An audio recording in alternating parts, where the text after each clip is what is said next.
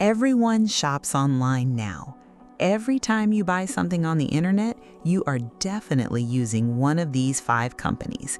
In this video, you will learn the story of how they built the infrastructure of global commerce, and the company at the top of the list will leave you amazed.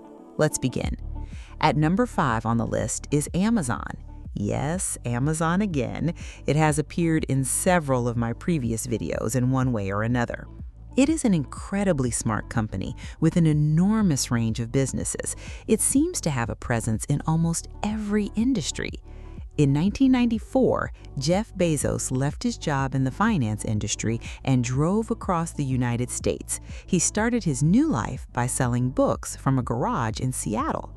He was trying to build his future using a very simple idea. His logic was this: there were simply too many books to fit inside a physical bookstore, and the internet could solve that problem. He named the company Amazon because he wanted it to appear near the top of alphabetical lists.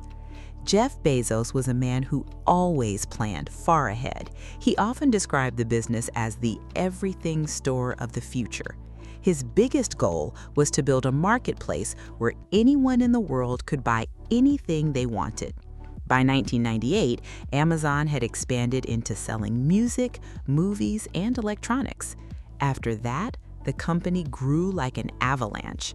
Amazon Prime, Amazon Web Services, then advertising, then logistics. One success led to another.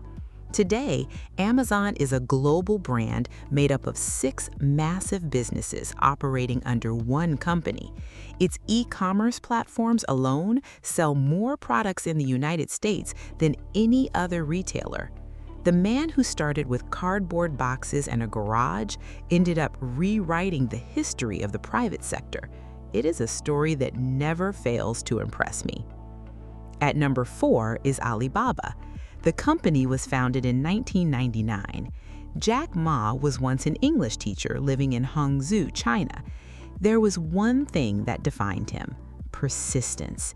He applied to Harvard 10 different times and was rejected every single time. He applied for dozens of jobs and none of them hired him. When KFC opened in China, he applied there as well and was rejected again. In 1999, he gathered 17 friends and his co-founder in his apartment in Hangzhou to present his idea. His philosophy was surprisingly simple. He wanted to build a platform that would connect Chinese manufacturers directly with buyers from around the world. He chose the name Alibaba because it was already familiar to people across the globe. They started the company with just $60,000. At first, the platform was mainly used by small Chinese factories. Over time, it became one of the world's most widely used commercial and financial platforms. That success did not happen overnight. They managed the process well because success never arrives in a single day. In 2014, Alibaba went public on the New York Stock Exchange in what was at the time the largest IPO in history. The company, founded by a man who had been rejected everywhere, raised $25 billion in a single day. That was Jack Ma's story. At number 3 on the list is Shopify. It was founded in 2004.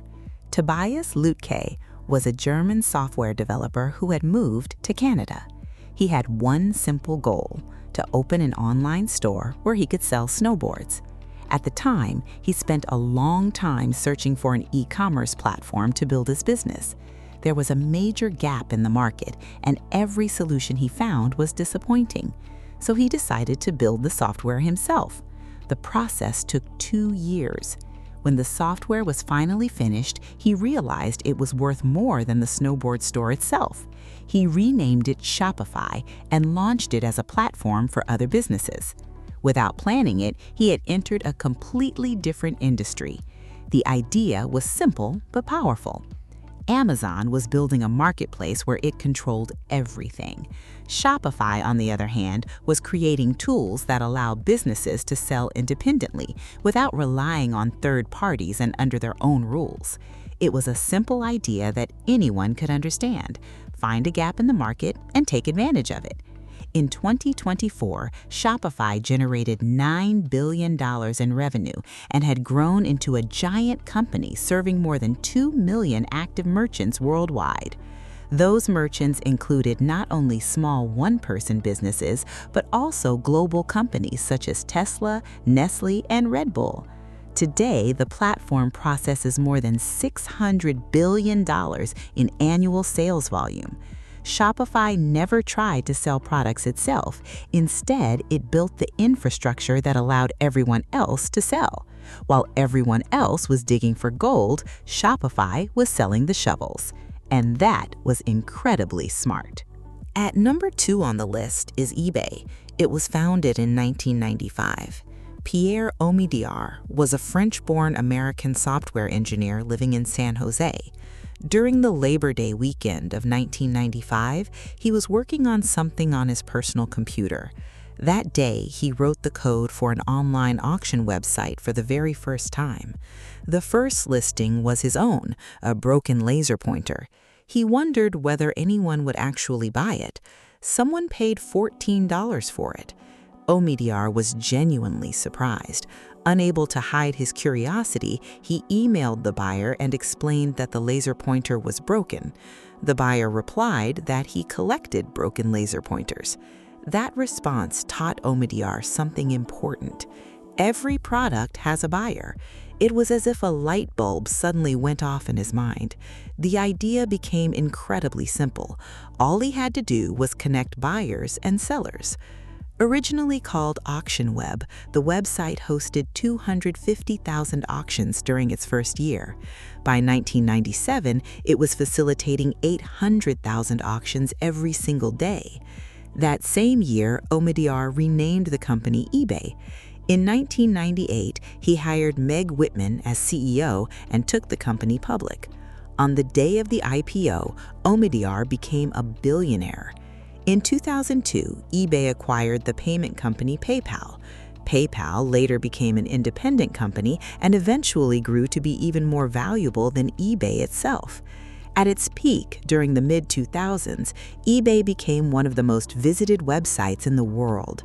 Bidding on products online, watching the countdown timer, and winning auctions created an entirely new experience. People loved it.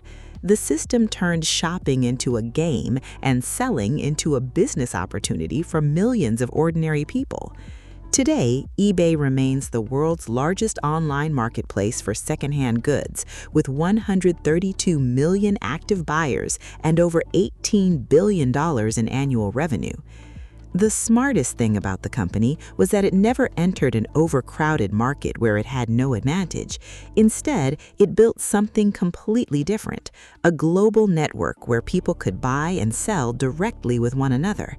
That is one of the greatest examples of both innovation and courage on this list. At the top of the list is Temu. It was founded in 2022, making it the newest company on this list. In September 2022, a shopping app that almost no one in the United States had ever heard of was launched. Its parent company was PDD Holdings, a Chinese technology company founded in 2015 by former Google engineer Colin Huang. PDD's existing Chinese platform, Pinduoduo, had developed a business model that connected buyers directly with manufacturers while eliminating middlemen entirely. It was a remarkably smart system. Temu did something very simple. It simply brought that model to the Western market. The prices were astonishing: a phone case for $1.99, clothing for $3, kitchen accessories for $4. Its slogan was, "Shop like a billionaire." Its strategy was never about making short-term profits. The goal was to capture market share at any cost. PDD sacrificed the profits from its Chinese operations to finance Temu's rapid expansion. The company spent approximately $21 million on Super Bowl advertisements in February 2024 alone. During the same broadcast, it aired 3 separate 30-second commercials. Within its first year, the Temu app had been downloaded more than 130 million times. By early 2025, total downloads worldwide had surpassed 900 million. In 2024, PDD Holdings reported $54 billion in revenue, representing a 59% increase compared to the previous year. Temu's arrival forced Western e-commerce companies to rethink how cheaply products could actually be sold. Amazon, Walmart, and eBay all felt compelled to accelerate their own low-cost offerings in response. The fastest-growing shopping app in history did not come out of Silicon Valley. It came from Shanghai. The entire world was surprised. Reaching the top in such a short period of time requires taking enormous risks. One problem? 5 different companies. What turned every one of them into a global brand was not the problem they solved, but the different approach each one took to solving it. That brings us to the end of this video. If you enjoyed it, make sure to like the video and subscribe to the channel. The next story will be just as fascinating as this one. Thank you for watching.